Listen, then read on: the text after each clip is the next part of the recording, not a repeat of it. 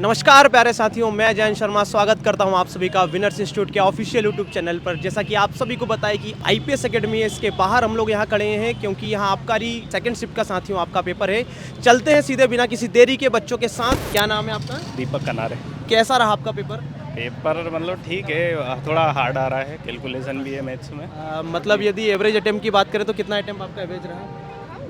मेरे लिए मेरा हाईएस्ट 71 नंबर था। 71 मार्क्स रहा। ओके, इसके बाद जैसे कि पोर्शन की बात करें जीएस के पोर्शन की, तो कैसा रहा जीएस का पोर्शन आपका? हिस्ट्री के ज़्यादा क्वेश्चन है और वो भी ऐसे क्वेश्चन है जो अपन ने कभी सुने नहीं है कभी। जैसे कि बात करें हम यहाँ पे कि भाई हिस्ट्री से कौन से पोर्शन से क्वेश्चन ज़्यादा आ रहा है? जैसे ये विजयनगर साम्राज्य का था कि वो किसके समय बना, फिर अलाउद्दीन खिलजी ने मालवा में वो परमार वंश में किसको हराया, और ऐसे 3-4 मतलब मध्यकालीन इतिहास से थे। अभी परमार वंश का एक क्वेश्चन फर्स्ट शिफ्ट में भी आया हुआ है ना, और परमार वंश का इसमें भी रिपीट हुआ है। सिंपल था ये वाला। इसमें कि अलाउद्दीन खिलजी ने परमार वंश में कब हराया था, मतलब महलकदीप को हराया था। वो सिंपल हिस्ट्री में जितने भी क्वेश्चन है मिडिवल हिस्ट्री से आए वो भी सिंपल थे, लेकिन जीए एमपी का एक भी क्वेश्चन नहीं था। एमपी का एक भी क्वेश्चन नहीं था, जैसे कि करंट भी नहीं था उसमें। करंट अफेयर भी नहीं। अच्छा, करंट अफेयर का मेन पोर्शन कहाँ से आया? विश्व का था, विश्व लेवल का, भारत का। एमपी का एक भी करंट अफेयर नहीं था। एमपी का कोई सा होप स्पोर्ट केंद्र कौन सा है, ऐसा कुछ था। मतलब स्टेटेड जीके और ज़्यादा है।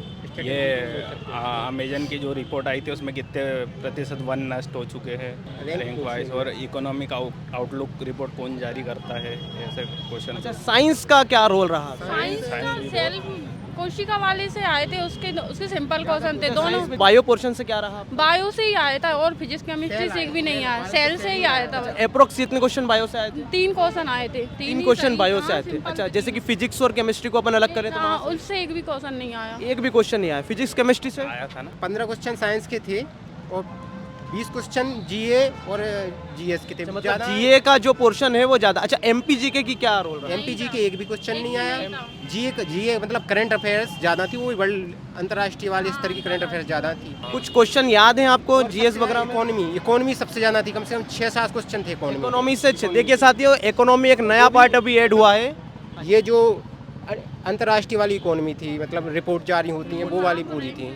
मतलब एसएससी का जो इकोनॉमी जो पूछता है वो यहाँ पे इकोनॉमी आता वही था इसमें। अच्छा, कुछ क्वेश्चंस वगैरह याद हैं आपको? जैसे एक तो यही अलाउद्दीन खिलजी ने ये परमार वंश में किसको हराया, और फिर जैसे ये वर्ल्ड इकोनॉमिक आउटलुक वाली रिपोर्ट, और जैसे ये विजयनगर साम्राज्य किसके शासन के में स्थापना है उसकी, और क्या था उच्च न्यायालय, जो उच्च न्यायालय है इसको कौन वो अपॉइंट करता है।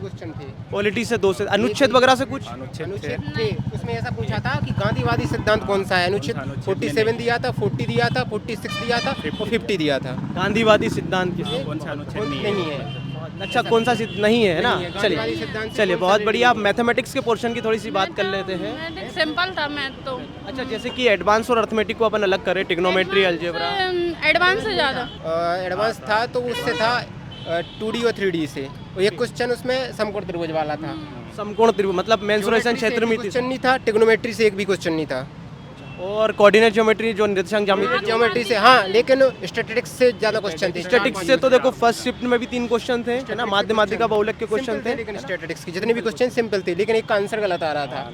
आंसर गलत। मीडियन करके दिया था लेकिन उसका आंसर ही नहीं आ रहा था। और रीजनिंग में भी 1-2 क्वेश्चन ऐसे थे उनका आंसर ही नहीं आया। मैथ्स का कुछ टॉपिक विषय जिससे जो क्वेश्चन आते हैं, स्टैटिक्स से ही ज़्यादा थे। जैसे कि परसेंटेज बात करें, मैथमेटिक्स ज्यादा है, अर्थमेटिक्स से ज्यादा। मतलब सिंप्लीफिकेशन ज्यादा है, कैलकुलेटिव है मैथ्स पूरी। अच्छा, रीजनिंग का यदि पोर्शन की बात करें तो मेनली कहाँ से आप? बैंक लेवल से थोड़ी रीजनिंग को उसने रिलेट किया है उससे। अच्छा, बैंक लेवल की रीजनिंग। यहाँ रक्त संबंध से ज्यादा थी, पहली भी थोड़ी ज्यादा थी। पजल पजल पजल थी, और इसके पजल बाद कोडिंग डिकोडिंग से क्वेश्चन कुछ सिंपल थे।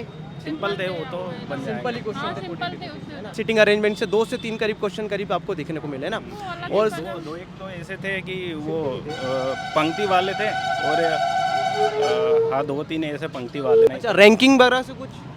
रैंकिंग रैंकिंग से एक क्वेश्चन था। यदि हम बात करें आपसे कि जैसे कि रीजनिंग के और पोर्शन बात करें, ब्लड रिलेशन वगैरह से कोई? ब्लड रिलेशन से ज्यादा क्वेश्चन थे, 5 क्वेश्चन थे ब्लड 5 रिलेशन क्वेश्चन ब्लड से, रिलेशन। सिंपल थे।